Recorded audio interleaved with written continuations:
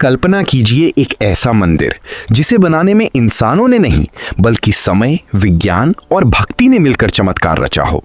जहां पत्थर सिर्फ पत्थर नहीं बल्कि बोलती हुई कहानियां हैं। जहां हर दीवार, हर मूर्ति और हर पहिया हजारों साल पुराने रहस्यों को अपने अंदर छुपाए बैठा है। ये है उड़ीसा का रहस्यमयी सूर्य मंदिर, कोणार्क मंदिर, कोणार्क सन टेम्पल। लेकिन सवाल ये है, आखिर 800 साल पहले बिना आधुनिक मशीनों के इतना विशाल मंदिर बनाया कैसे गया? क्यों इस मंदिर को बनाने में हजारों कारीगरों ने अपनी जिंदगी झोंक दी? और क्या सच में इस मंदिर के शिखर पर लगा चुंबक समुद्र में चलने वाले जहाजों को अपनी तरफ खींच लेता था? इस कहानी की शुरुआत होती है 13वीं शताब्दी से, जब पूर्वी भारत पर राज करते थे महान राजा नरसिंहदेव प्रथम, नरसिंहादेवा वन। कहा जाता है कि राजा सूर्यदेव के परम भक्त थे और अपनी विजय को अमर बनाने के लिए उन्होंने एक ऐसे मंदिर का सपना देखा जो दुनिया ने पहले कभी न देखा हो। एक ऐसा मंदिर जो सिर्फ पूजा का स्थान नहीं बल्कि सूर्यदेव के रथ का जीवित रूप हो।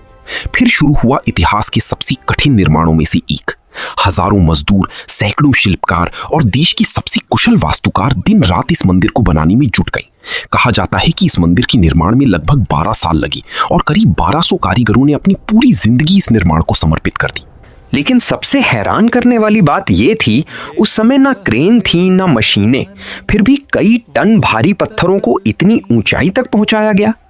इतिहासकार मानते हैं कि विशाल मिट्टी के ढलान बनाकर हाथियों और रस्सियों की मदद से पत्थरों को ऊपर खींचा जाता था।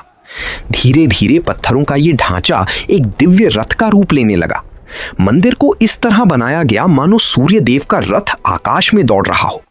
इस रथ में बने 24 विशाल पहिए सिर्फ सजावट नहीं थे बल्कि ये प्राचीन समय की घड़ी भी माने जाते हैं। कहा जाता है कि इन पहियों की छाया देखकर उस समय लोग सटीक समय का अंदाजा लगा लेते थे। और मंदिर को खींचते हुए दिखाई देने वाले 7 घोड़े सप्ताह के 7 दिनों का प्रतीक थे। लेकिन कोणार्क मंदिर की सबसे रहस्यमयी कहानी अभी बाकी थी। कहा जाता है कि मंदिर के शिखर पर एक विशाल चुंबक लगाया गया था जिसकी ताकत इतनी ज्यादा थी कि समुद्र से गुजरने वाली जहाजों के कंपास तक काम करना बंद कर देते थे।